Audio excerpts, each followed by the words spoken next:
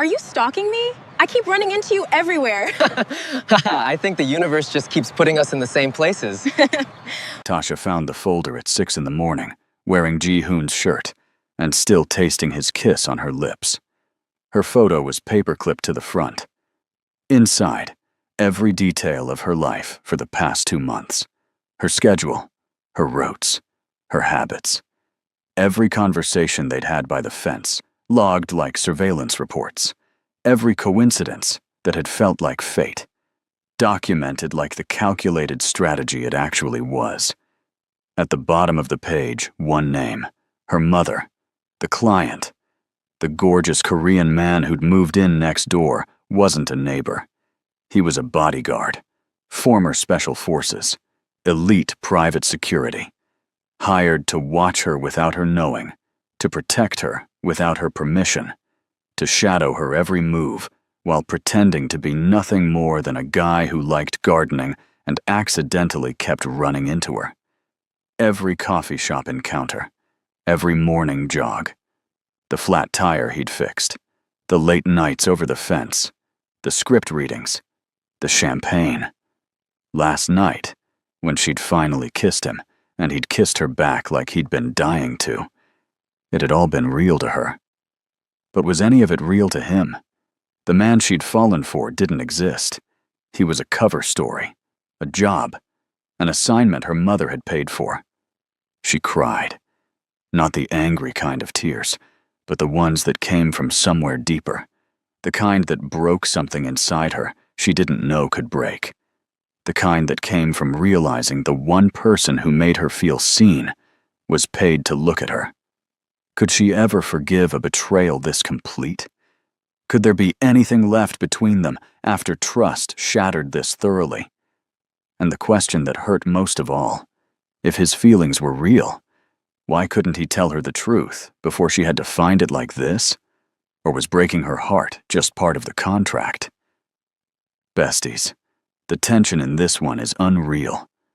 This story has a secret bodyguard disguised as a hot gardening neighbor, a mother who hired protection without permission, fake coincidences that felt like destiny, and a devastating discovery the morning after they finally give in to the tension. You're going to feel butterflies. You're going to want to scream when the truth comes out, and you're absolutely going to be obsessed with every charged moment between them. Hit that like button and subscribe if you're ready for forbidden feelings and heartbreak, and let's get into it. Tasha Bennett was having the kind of Tuesday that made her question every life choice she'd made in the past 6 months when her phone rang. She glanced at the screen, saw Mom, and briefly considered letting it go to voicemail. Brief being the operative word, because avoiding her mother only delayed the inevitable. "Hey, Mama." "Don't hey, Mama me, like you weren't going to send me straight to voicemail," her mother said, and Tasha could practically see the raised eyebrow through the phone. "I saw the pictures from the premiere." Tasha's stomach dropped. Of course she had. Everyone had. The internet had made sure of that, plastering her terrified face across every entertainment blog, with headlines like "Rising Stars Red Carpet Nightmare" and "Tasha Bennett Mobbed by Fans." "I'm fine," Tasha said automatically, switching the phone to her other ear as she poured herself coffee. "It looked worse than it was." "Baby, they ripped your purse clean off your shoulder. You lost your shoe. That man had to carry you to the car. That man was studio security doing his job, and I got the shoe back." Tasha took a long sip of coffee, willing patience into her bones. "It was chaotic, yeah, but it's over. I'm handling it." Her mother was quiet for exactly 3 seconds. Never a good sign. "I think you should hire security." "Absolutely not." "Tasha." "Mama, no." Tasha set her mug down harder than necessary. "I'm not having some giant man in a black suit following me to the grocery store. I'm not that famous, and I'm not that fragile." Nobody said anything about fragile. This is about being smart. "It's about being paranoid," Tasha countered, already feeling the familiar rise of frustration that came with this particular argument. They'd had versions of it her whole life. When she'd moved to Los Angeles at 22. When she'd turned down the stable teaching job for acting. When she'd refused to move back home after her first pilot didn't get picked up. Her mother meant well, she always did. But Tasha had spent years proving she could take care of herself. She wasn't about to start second-guessing that now. "I've been in this city for 4 years," Tasha continued, gentler now. "I know how to handle myself. I'll be more careful about crowds, I promise, but I'm not getting a babysitter." Her mother sighed, long and heavy. "You're stubborn. I learned from the best." "Fine," another sigh. "But if anything else happens, nothing else is going to happen," Tasha said firmly. "I love you. I'll call you this weekend." She ended the call and stared at her coffee. Guilt sitting uncomfortable in her chest. Her mother worried. Tasha got that. But she'd worked too hard for her independence to let fear take it away. What Tasha didn't know, couldn't have known, was that her mother had no intention of letting it go. 3 days later, Diana Bennett walked into an unmarked office building in Century City and hired the kind of protection her daughter would never see coming. The man across the desk had introduced himself simply as Mr. Cho and came highly recommended by a friend whose daughter worked in politics. He listened without interruption as Diana explained the situation, then slid a single file across the desk. "Yoon Ji-hoon," he said. "Former ROK Special Forces, 5 years private security, 3 of those here in Los Angeles. Discreet, highly capable, and importantly for your needs, he doesn't look like security." Diana opened the file, scanning the details. "And he can do this without her knowing?" "That's his specialty." Mr. Cho leaned back in his chair. "Your daughter will never know he's there, not unless something goes wrong, which it won't." Diana signed the contract that afternoon.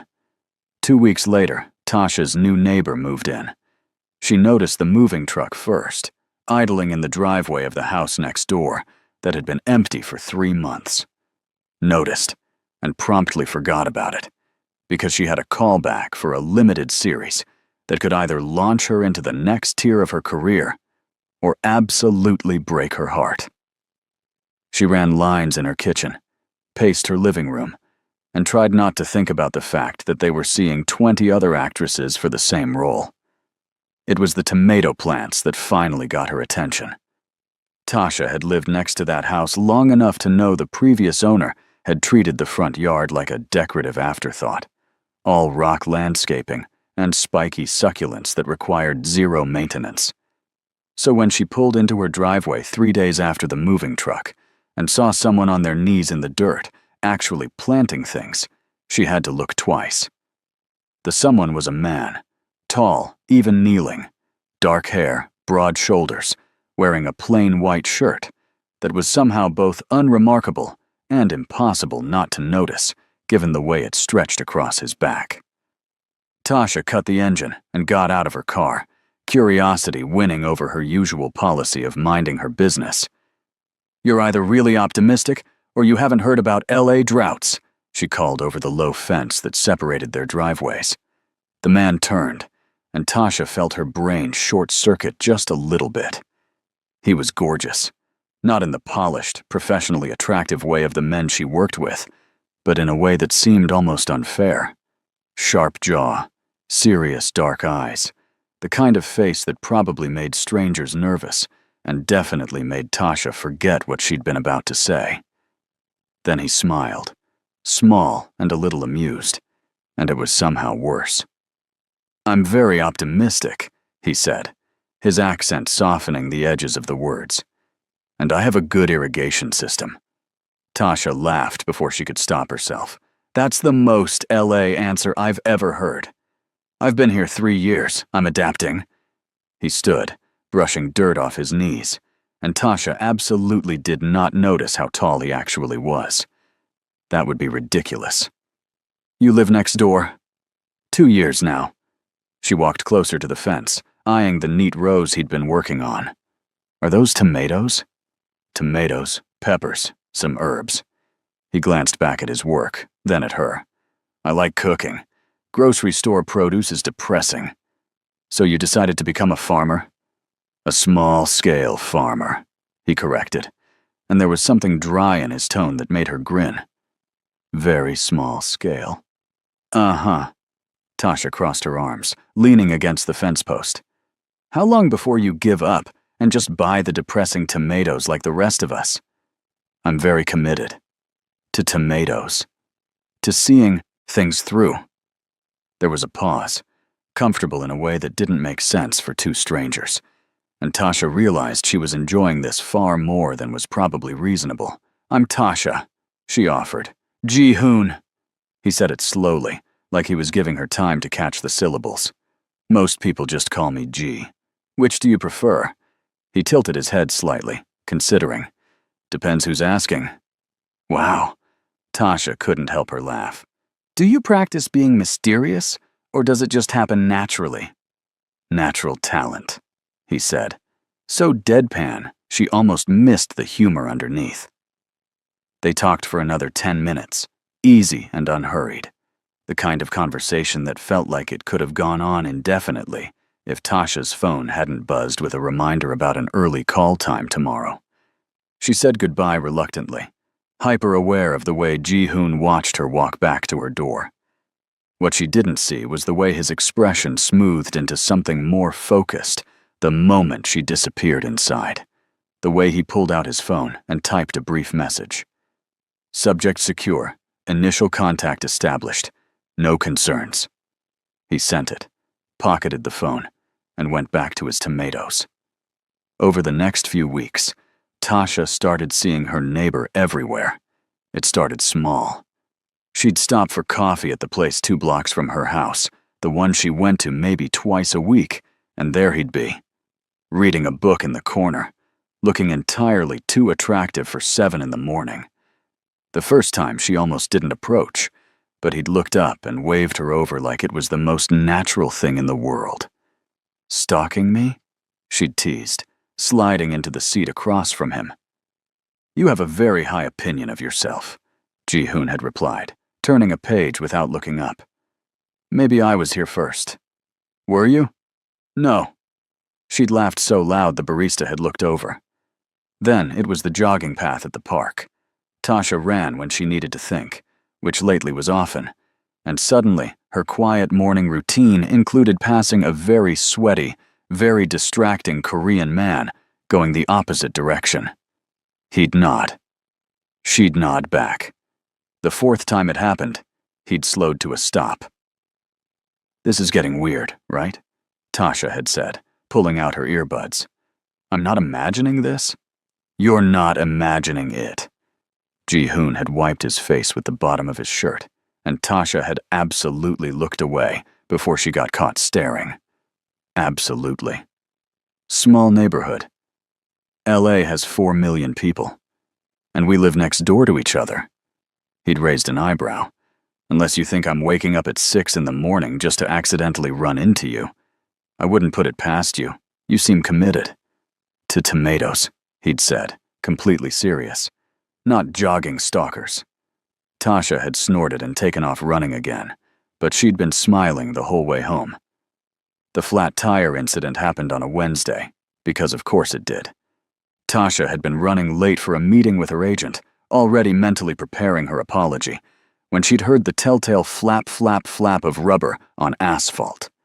She'd pulled over, gotten out, stared at the very flat front tire, and seriously considered crying. Then a familiar black sedan had pulled up behind her. You're kidding, Tasha had said, as Ji-hoon got out. Are you following me now? I'm going to the hardware store. He'd walked around to inspect her tire, crouching down with an expression that suggested this was mildly inconvenient at worst. This is on the way. The hardware store is everywhere. You could go to 20 different ones. I like the one past here. He'd straightened, already pulling out his phone. You have a spare? Probably. You don't know?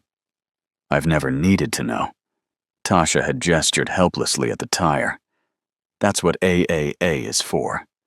A AAA will take 45 minutes minimum. Ji-hoon had given her a look that was half amusement, half judgment. Pop the trunk. He'd changed her tire in less than 15 minutes, efficient and unbothered by the grease on his hands, and Tasha had watched the whole thing feeling useless and oddly warm. "You didn't have to do this," she'd said when he was done. "I know. Thank you so much." He'd looked at her then, really looked, and something in the moment had felt heavier than it should. "You're welcome." Tasha had made her meeting with 3 minutes to spare, and couldn't stop thinking about the way he'd smiled when she'd driven off.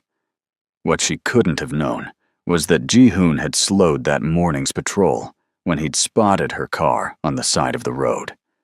That the flat tire had been pure chance, but his presence wasn't. That every coincidence was calculated down to the minute. He was good at his job. He'd always been good at his job. The problem was starting to be that this didn't feel like a job anymore. It happened in increments, small enough that he could pretend not to notice. The way he'd started timing his coffee runs to match hers. How he'd catch himself listening for her car in the driveway. The conversations over the fence between their yards had gone from brief and professional in his mind to something he actively looked forward to. Last week, she'd leaned over with a bag of oranges from her tree. "I can't eat all of these before they go bad," she'd said. "You want some?" He'd taken them, their fingers brushing in the exchange, and he'd thought about it for the rest of the day. A 30-second interaction. Oranges. Completely meaningless. Except it wasn't. And that was the problem. Ji-hoon had done this work long enough to know the rules. You didn't get involved. You didn't blur lines. You definitely didn't start remembering the way someone laughed, like it was your new favorite sound. He was breaking every single one. "You're compromised," his friend Min-jae had said last weekend over drinks, blunt as always. Min-jae was one of the few people in LA who knew what Ji-hoon actually did for a living. "You know that, right?" "I'm doing my job." "You're falling for your client." "She's not my client. Her mother is." "That's not the defense you think it is." Min-jae had given him a long look. "What happens when she finds out?" Ji-hoon hadn't answered, because he didn't have a good one. He'd gone home that night, written up his weekly report, and left out the part where Tasha had waved at him from her bedroom window, and he'd waved back. Left out the part where that had felt more significant than it should. He was in trouble, and he knew it. But he didn't stop.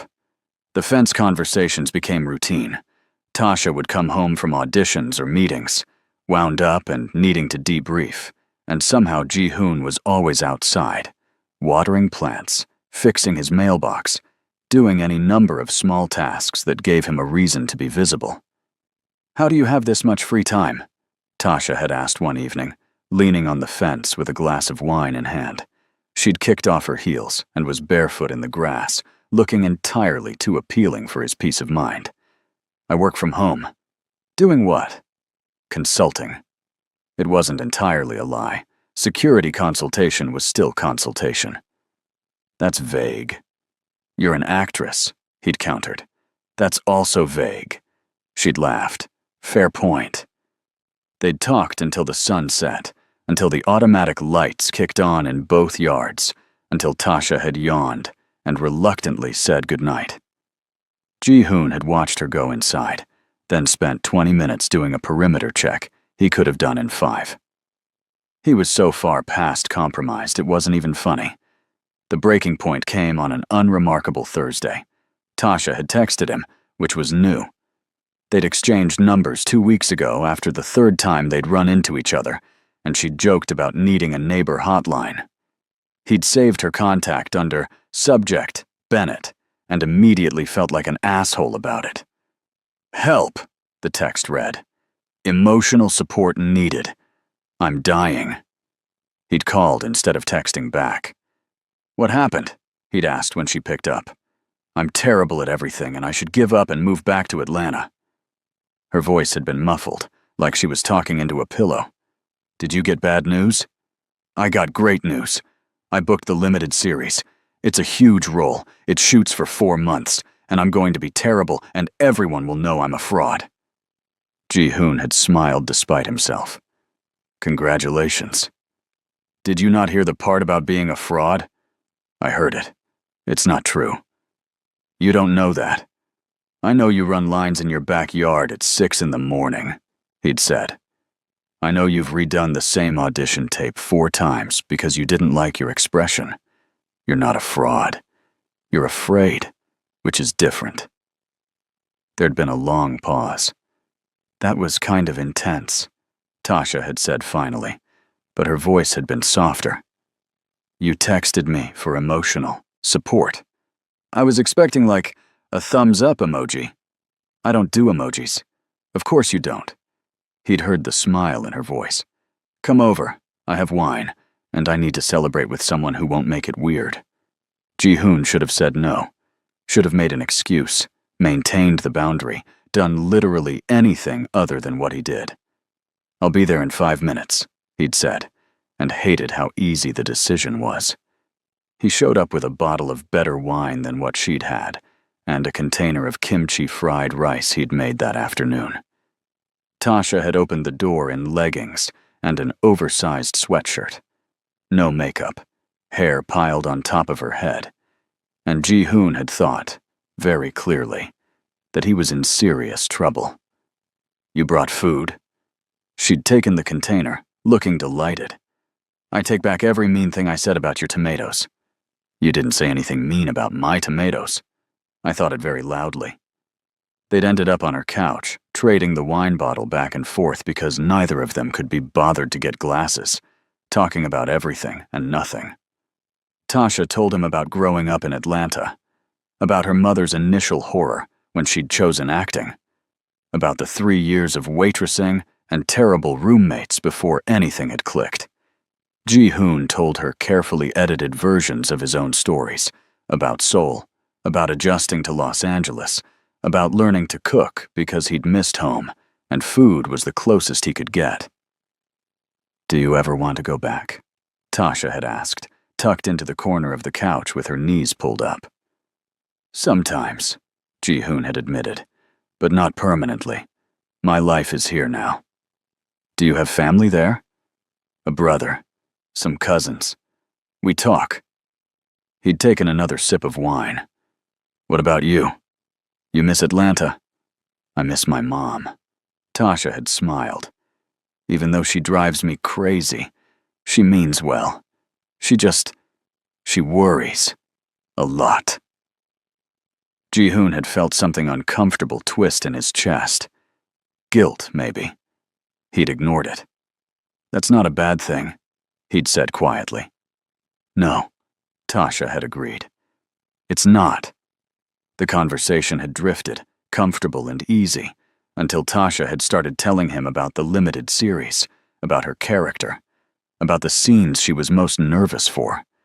Before either of them had really decided to, she'd pulled up the script on her laptop, and he'd read lines with her. You're good at this, she'd said after the 3rd scene, looking at him with something warm in her expression. I'm reading words off a page. You're making it easy. She'd bitten her lip, thoughtful. Most people don't. They read flat, you know? But you're actually listening. That's my job, he'd said without thinking. Reading scripts? Listening.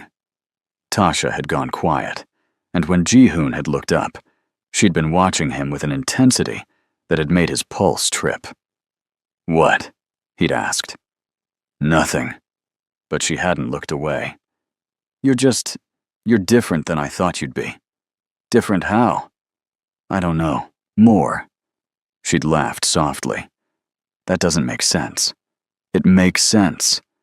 The air between them had gone thick with something unspoken, something that had been building for weeks in fence conversations and coffee shop meetings, and every careful coincidence Ji-hoon had engineered. He should have left, should have made an excuse, created distance, remembered why he was really here. He didn't move. Neither did she. I should let you go, Tasha had said finally, but she hadn't moved either. Probably. It's late. It is. Ji-hoon. The way she'd said his name had undone something in him he hadn't realized was holding together. Yeah? Why do I feel like you're always about to leave? The question had caught him off guard. Too close to true. I'm not. Okay. She'd held his gaze. Then stay. He had. They'd talked until 2 in the morning, until Tasha had fallen asleep against his shoulder, and Ji-hoon had sat there, afraid to move, afraid to wake her, afraid of how right it felt. When he'd finally left, walking the 30 feet back to his own house, he'd pulled out his phone and stared at the message he should have sent hours ago. Subject secure. No incidents. He'd typed it, deleted it, typed it again, added nothing about the wine or the script reading or the way she'd looked at him, like he was someone worth knowing beyond the garden fence and careful smiles. He sent the bare minimum and went to bed, knowing he was compromising everything. But when Tasha had texted him the next morning, just a simple, "Thanks for last night. You're a good neighbor," followed by a smiley face, he'd saved the message and tried not to think about what that meant. He was falling for her. He'd been falling for her for weeks. And when it all came apart, because it would, it was going to destroy them both. Okay, but hold on, because this man is about to spend late nights with her while dying inside from forbidden feelings, share champagne that leads to confessions, and break every rule in his contract with one kiss. Ji-hoon knows it's disaster, and he's walking into it anyway. If you're feeling the tension, hit that like and subscribe button, because what happens next will have you screaming. Now let's watch this man ruin everything for love, even though love won't be enough to save them when the truth comes out. The problem with falling for someone you were being paid to watch was that eventually you stopped being able to tell which moments were real. Ji-hoon had always been good at compartmentalizing. It was a skill you learned early in his line of work, a necessary survival mechanism. But with Tasha, the lines had blurred so completely he couldn't find them anymore, even when he looked. Like now, standing in his garden at 7 in the morning, pretending to check on his pepper plants while actually watching her house. It was his job. It was also the highlight of his morning, waiting to see if she'd come outside, if she'd wave, if she'd wander over in her pajamas with that sleepy smile that made his chest tight. The door opened.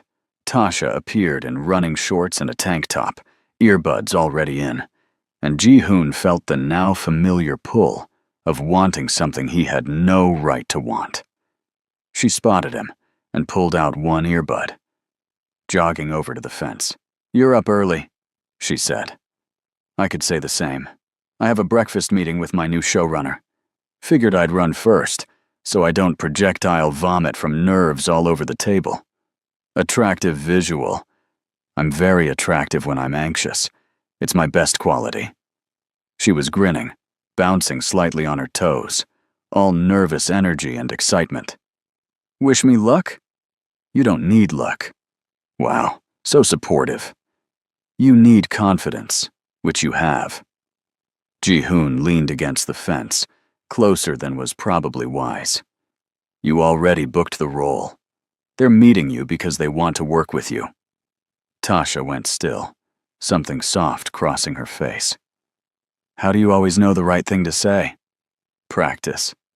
With who? You. The word came out before he could stop it. Too honest, and he saw the way her breath caught. Ji-hoon. Go run, he said, gentler than he meant to.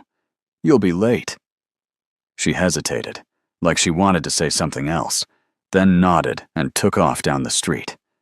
Ji-hoon watched until she turned the corner, then pulled out his phone and logged the interaction like he was supposed to. It felt more wrong every time. 3 days later, Tasha texted him at 9 at night. Are you home? Yes. Why? Come over. Emergency. Ji-hoon was at her door in under a minute, professional instincts overriding everything else. She opened it before he could knock, and he immediately scanned her for injuries, for signs of distress, for anything wrong. What happened? He asked. I need you to teach me to cook Korean food. Ji-hoon blinked. What? There's a scene in episode 3 where my character cooks for her boyfriend's family, and I just realized I have no idea what I'm doing. Tasha grabbed his wrist and pulled him inside. The showrunner mentioned wanting it to feel authentic, and I panicked and said I was very familiar with Korean cuisine, which is a huge lie. And now I need you to make me not a liar. That's your emergency? It's a professional emergency. She finally let go of his wrist, looking up at him with wide, pleading eyes. Please, I'll owe you forever. Ji-hoon should have said no. Should have recommended a cooking class, a YouTube tutorial, literally anything that didn't involve being alone in her kitchen, teaching her something that felt far too domestic for his peace of mind. What dish? He asked instead, and hated himself a little. Tasha's face lit up. Really? What dish? He repeated. Bulgogi? Is that hard? Not hard. Time-consuming. I have time. I have all the time. She was already moving toward her kitchen, pulling out her phone. What do we need? I'll order groceries right now. They spent the next hour and a half in her kitchen, Ji-hoon walking her through each step, while Tasha took notes like her life depended on it. She was a terrible cook, easily distracted and impatient with timing, but she listened when he corrected her and laughed when she messed up. And somewhere in the middle of it, Ji-hoon forgot why this was a bad idea. Okay, taste this. Tasha held up a spoon, her hand cupped underneath to catch any drips. Tell me honestly. Ji-hoon leaned in and let her feed him, hyper-aware of how close she was, how focused she looked, waiting for his reaction. It's good, he said. You're lying. It's a little sweet. I added extra sugar. I noticed. You said a tablespoon. I said a teaspoon. Tasha groaned and dropped her head against his shoulder, casual and unthinking, like touching him was the most natural thing in the world. Ji-hoon went very still. I'm going to ruin this scene, she said, muffled against his shirt. They're going to fire me for culinary incompetence. You're not going to ruin it. His hand came up to her back before he could think better of it, steadying her. You have 2 months before shooting. We'll practice. She pulled back just enough to look up at him, still close enough that he could count her eyelashes if he wanted to. We? I already started. I'm committed now. To teaching me to cook? To seeing things through, he said, echoing his own words from weeks ago, and watched her smile go soft. You're really nice. You know that? I'm really not. You are. Her hand was on his chest now, probably without her realizing it. You're the nicest person I've met in this city. Ji-hoon thought about the file in his office, the weekly reports, the lie that was his entire existence in her life. Tasha. Yeah? He should tell her. Should end this before it went further, before the fall was too far to survive. Your bulgogi is burning, he said instead. She swore and spun back to the stove, and the moment broke. But later, after she'd successfully made an edible batch, after they'd eaten it on her couch, while she pulled up the script to show him the scene, after she'd fallen asleep against his shoulder for the second time in a week, Ji-hoon sat there and faced the truth he'd been avoiding. He was in love with her. Not falling, not compromised. Fully, completely in love with a woman who didn't even know his real reason for being in her life. When he finally extracted himself and went home, he sat at his desk and stared at the file he should have never kept at the house. Every protocol said to keep operational documents off-site, but he'd needed them close for quick reference. Tasha's photo stared back at him from the front page, the professional headshot her mother had provided. He should burn it, should digitize everything and destroy the physical evidence. He closed the folder instead and went to bed, and told himself he'd deal with it tomorrow. Tomorrow turned into next week, turned into next month, turned into the night Tasha knocked on his door at 10 at night with a bottle of champagne and a smile that made his heart stop. "I got it," she said. "Got what?" "The role, the big one." She held up the bottle.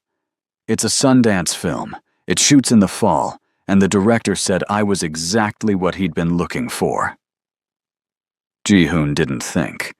He pulled her into a hug, lifting her slightly off the ground, and felt her laugh against his neck. "Congratulations," he said. "Celebrate with me," Tasha said when he set her down. "I don't want to drink alone, and you're the first person I wanted to tell." "What about your mother?" "Called her from the car. You're the second person I wanted to tell, which in LA terms basically makes you my best friend." She was still smiling, bright and unguarded. "Please, I promise not to fall asleep on you this time." Ji-hoon looked at her, at the hope and happiness radiating off her, and knew he was going to say yes. Knew he'd been going to say yes from the moment she'd showed up at his door. "Come in," he said. They ended up on his couch with the champagne, talking about the film, about her character, about the director's vision. Tasha was animated in a way he'd never seen, all passion and excitement, and Ji-hoon couldn't look away. "You're staring," she said eventually, catching him. "You're happy." "I am." She took a sip of champagne, then set the glass down and turned to face him fully. "Can I ask you something?" "Always." "Why are you still single?" The question caught him off guard. "That's what you want to ask?" "I've been wondering for weeks." Tasha tucked her legs under her, getting comfortable. "You're attractive, you're nice, you can cook. By LA standards, you should be married by now. Maybe I'm terrible in relationships. Are you? I've never had one long enough to find out. Why not? Because my job made it impossible. Because I moved through people's lives like a ghost and left before they could know me. Because I've spent 3 years in this city, and you're the first person who's ever made me want to stay. I travel a lot," he said instead. "I'm not around enough to make it work. That's a terrible excuse.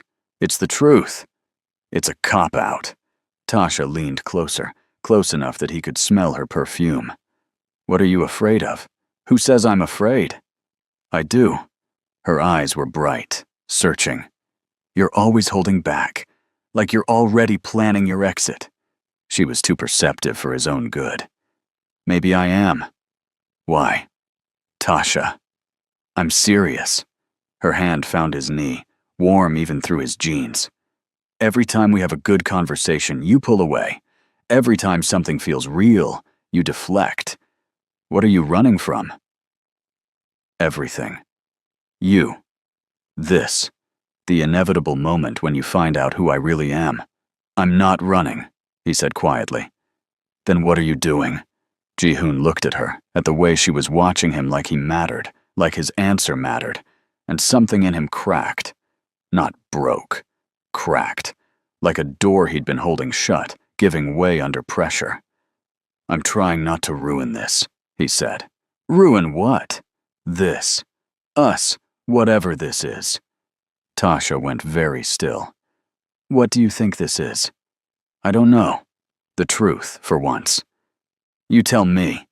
She bit her lip, considering, and Ji-hoon tracked the movement like it was classified intelligence. "I think," she said slowly, "that I haven't been able to stop thinking about you for 2 months. I think every time I see you, I want to stay longer. I think I lied earlier." "About what?" "You're not my best friend." Her hand slid higher on his thigh, deliberate now. "Best friends don't make me feel like this." "Like what?" His voice came out rougher than intended. "Like I want to do something really stupid and not regret it." Ji-hoon's hand covered hers, stopping its movement before he lost what was left of his control. "Tasha, tell me I'm reading this wrong," she said. "Tell me you don't feel it too, and I'll drop it. I'll go home, and we can pretend this conversation never happened." He should lie, should protect her from this, from him, from everything waiting to fall apart. "I can't," he said instead. "Can't what?" "Tell you you're wrong." Tasha's breath hitched. "Then what are you waiting for?" "You to realize this is a bad idea." "I've had worse ideas." She shifted closer, her free hand coming up to his jaw. "Kiss me, or don't. But stop pretending you don't want to." Ji-hoon had made a career out of control, out of discipline and distance and doing the right thing even when it cost him. But sitting there with Tasha looking at him like he was something she wanted, something she'd chosen, every rule he'd ever followed felt meaningless. He kissed her. It started soft, testing, like he was giving her space to change her mind. She didn't. Her hand tightened on his jaw, pulling him closer, and Ji-hoon let himself fall into it. Let himself forget, just for a moment, every reason this was wrong. When they finally broke apart, Tasha was breathing hard, her eyes dark. "Stay," she said. "I'm already here. You know what I mean." He did, and he should send her home anyway, should walk her the 30 feet back to her house and put distance between them before this became something he couldn't take back. "Okay," he said instead. They moved to his bedroom in a tangle of limbs and champagne-loose laughter, and Ji-hoon tried not to think about tomorrow, about the inevitable fallout, about anything except the way Tasha looked at him like he was worth knowing. He'd deal with the consequences later. Later came sooner than expected. Ji-hoon woke to an empty bed and the sound of movement somewhere in his house. He sat up, disoriented, registering the early morning light and Tasha's absence in the same moment. Then he remembered. The office. The file. He was moving before the thought fully formed, pulling on pants and heading down the hall. He found her exactly where he knew she'd be, standing in his office doorway, with a folder open in her hands. Her folder. Her file. Her entire life, documented in his handwriting. "Tasha," he said. She didn't look up. "Is this real?" "Let me explain." "Is it real?" Her voice was eerily calm, the kind of calm that came before something shattered. "My schedule. My routes. Every conversation we've had, logged like some kind of surveillance report. Is this real?" Ji-hoon's throat closed. "Yes." "And this?" She held up a page, her hand trembling slightly. "My mother's name. The contract. She hired you?" "Yes." Tasha finally looked at him, and the expression on her face nearly brought him to his knees. "When?" 3 months ago. Before you moved in." "Yes." "So all of it." Her laugh was broken, painful. "Every single coincidence. The coffee shop, the jogging, my flat tire. You planned all of it." "In the beginning, yes." Ji-hoon took a step toward her, hands raised like she was something wild he didn't want to spook. "But Tasha, it stopped being a job. What happened last night, what's been happening between us, that's real." "Real," she repeated the word like it was foreign. "You've been watching me for months, following me, documenting my life. And I was so stupid I actually thought it was fate or something equally ridiculous." "You're not stupid." "Then what am I?" Her voice cracked. "What do you call someone who falls for a man who was literally paid to be in her life?" "It started as a job," Ji-hoon said desperately. "I won't lie about that. Your mother was scared after the premiere. She wanted protection, and you wouldn't accept it. So she hired someone you'd never know was there. That was me. That's what I do. You lie to people. I keep them safe. Without their permission. Without their knowledge." Tasha's hands were shaking now, the folder crumpling in her grip. "Did last night mean anything to you? Or was sleeping with me just another part of the job?" "Don't." Ji-hoon closed the distance between them, reaching for her. Last night was the most real thing I've done in years. I broke every rule I have being with you. I'm in love with you, Tasha. That wasn't the job. That was never the job. She jerked away from his touch like it burned. You're in love with me. Yes, but you couldn't tell me the truth. I tried. I wanted to. When? When exactly were you planning to mention that my entire relationship with you was built on a lie my mother paid you to tell? Ji-hoon had no answer for that. No defense. That's what I thought. Tasha set the folder down carefully, like she was afraid she'd throw it otherwise. I need you to understand something. I came to this city to build a life on my own terms, to prove I could take care of myself. And every single person who's supposed to love me has decided I can't be trusted with the truth about my own life. Your mother was trying to protect you.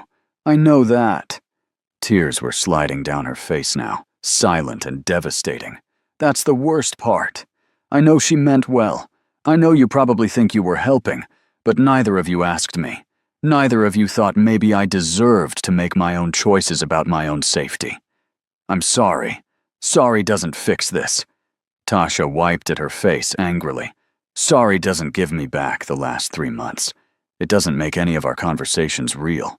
It doesn't change the fact that the one person in Los Angeles I thought actually saw me, actually wanted to know me, was doing it because my mother signed a check. That's not fair. None of this is fair. Her voice rose, finally breaking. You don't get to do this. You don't get to lie to me for months and then tell me you love me and expect that to make it okay. I know. Ji-hoon felt his own composure cracking. I know I don't, but it's true. Everything else was the lie, but what I feel for you is real. How am I supposed to believe that? Tasha's voice dropped to a whisper. How am I supposed to believe anything you've ever said to me? She couldn't. Ji-hoon saw it in her eyes, the complete erosion of trust. Saw the exact moment she closed herself off, putting up walls he'd never be able to scale. I should go, she said. Tasha, please. Don't. She held up a hand, stopping him. Don't make this harder than it already is. What can I do? Nothing. She moved past him, toward the door, and Ji-hoon felt something tearing loose in his chest. There's nothing you can do. We're done. Whatever this was, it's over. I can't accept that. Tasha turned at the door, and the look she gave him was so full of hurt it physically ached. You don't have a choice. I'm not the job anymore. I'm firing you. Tell my mother the contract is done. This isn't about the contract. Everything about us has been about the contract. She pulled the door open, morning light spilling in. Goodbye, Ji-hoon. She walked out. Ji-hoon stood there in his office, surrounded by the evidence of his deception, and listened to her front door close 30 feet away. Listened to the sound of her crying, muffled through the walls. Listened to his phone buzz with an incoming message he couldn't bring himself to check. He'd known this was coming. Had known from the first conversation by the fence that it would end exactly like this, with her walking away and him left holding the pieces of something that could have been extraordinary if it hadn't been built on lies. He picked up the folder, Tasha's photo staring back at him. Professional headshot, bright smile, taken before she'd ever known his name. He traced the edge with his thumb, remembering the way she'd looked at him this morning, devastated and betrayed, and felt something violent twist in his chest. Outside, the sun was rising on a Los Angeles morning. In the house next door, Tasha was probably still crying, and Ji-hoon sat in the wreckage of the best thing that had ever happened to him, knowing he'd destroyed it himself. But as he stared at her photo, one question burned louder than all the others. Was it really over? Could someone forgive a lie this big? Could trust be rebuilt from ashes? Could he find a way to prove that his feelings were real, even if nothing else had been? Or had he lost her the moment she opened that folder? Ji-hoon closed his eyes and made a choice. He wasn't done fighting. Not yet. If you'd love more stories like this, don't forget to like, share, and subscribe. And hit that notification bell so you never miss a new story. Your support truly makes a difference. Now, I want to hear from you.